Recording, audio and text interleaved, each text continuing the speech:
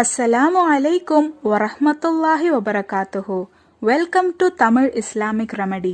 இன்னைக்கு நம்ம வீடியோவில் நம்ம எல்லாருக்கும் தெரிஞ்ச ஜிப்ரீல் அலைஹிஸ்ஸலாம் அவர்களோட நமக்கு தெரியாத சில விஷயங்களை பற்றி தான் பார்க்க போகிறோம். நம்ம எல்லாருக்கும் ஜிப்ரீல் அலைஹிஸ்ஸலாம் அவர்கள் நபி ஸல்லல்லாஹு அலைஹி வஸல்லம் அவர்களுக்கு வஹி கொண்டு வரும் ஒரு வானவராக தான் தெரியும்.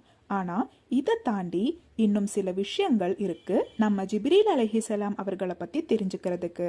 அல்லாஹு தாலா படைச்ச உயிருள்ள முதல் வானவர்னா அது ஜிப்ரீல் அலைஹிஸ்ஸலாம் அவர்கள்.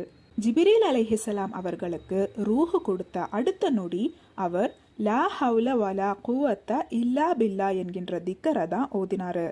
நபி ஸல்லல்லாஹு அலைஹி வஸல்லம் அவர்கள் ஜிப்ரீல் அலைஹிஸ்ஸலாம் அவர்களோட தோற்றத்தை பத்தி ஒரு முறை வர்ணிச்சிருக்காரு.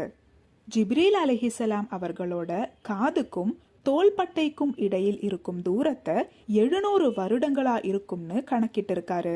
அதுக்கு அர்த்தம் அந்த அளவுக்கு ஜிப்ரீல் அலைஹிஸ்ஸலாம் அவர்கள் மிகப்பெரிய ஒரு வானவரா இருந்திருக்காரு. அது மட்டும் இல்ல, ஜிப்ரீல் அலைஹிஸ்ஸலாம் அவர்களுக்கு 600 ரெக்கைகள் இருந்துச்சு. அதுல இருந்து வைரங்களும் வைடூரியங்களும் முத்துக்களும் அடிக்கடி கீழே விழறத கூட நபி ஸல்லல்லாஹு அலைஹி வஸல்லம் அவர்கள் பார்த்திருக்காங்க. அவரோட இந்த தோற்றத்துக்கு காரணமே அல்லாஹு தாலா அவருக்கு கொடுத்த எல்லா கட்டளைகளும் மிக பெரியவை. ஜிப்ரீல் அலைஹிஸ்ஸலாம் அவர்களை நபி ஸல்லல்லாஹு அலைஹி வஸல்லம் அவர்கள் கிட்ட மட்டும் இல்லாம 1,24,000 நபிமார்கள் கிட்ட அல்லாஹு தாலா அனுப்பி வச்சிருக்கான். முஸ்னத் அஹமது அவர்களோட ஹதீஸ்ல 1,24,000 அம்பியாக்கள் இருக்கிறதா பதிவு செய்யப்பட்டிருக்கு. இந்த 1,24,000 நபிமார்கள்ல 315 பேர் அல்லாவின் ரசூல்களா இருக்காங்க. ஜிப்ரீல் அலைஹிஸ்ஸலாம் அவர்கள் இந்த ஒவ்வொருத்தர்கிட்டையும் அனுப்பப்பட்டிருக்காங்க. அதே மாதிரி லூத் நபி அலைஹிஸ்ஸலாம் அவர்களோட சமுதாயத்தை அல்லாஹு தாலா அடியோட அழிச்சதே ஜிப்ரீல் அலைஹிஸ்ஸலாம் அவர்களோட ரெக்கையின் ஒரு நுனி மூலமாதான். ஆதம் நபி அலைஹிஸ்ஸலாம் அவர்கள் மரணத்த போது அவரோட ஜனாசாவை என்ன பண்ணணும்னு தெரியாம நின்னப்போ அல்லாஹு தாலா ஜிப்ரீல் அலைஹிஸ்ஸலாம் அவர்களையும் மற்ற சில வானவர்களையும் அந்த ஜனாசாவை குளிப்பாட்டி கஃன் கட்டுறது மட்டும் இல்லாம மரணித்தவர்களுக்கு செய்யும் அனைத்தையும் செய்ய சொல்லி கட்டளையிட்டிருக்கான்.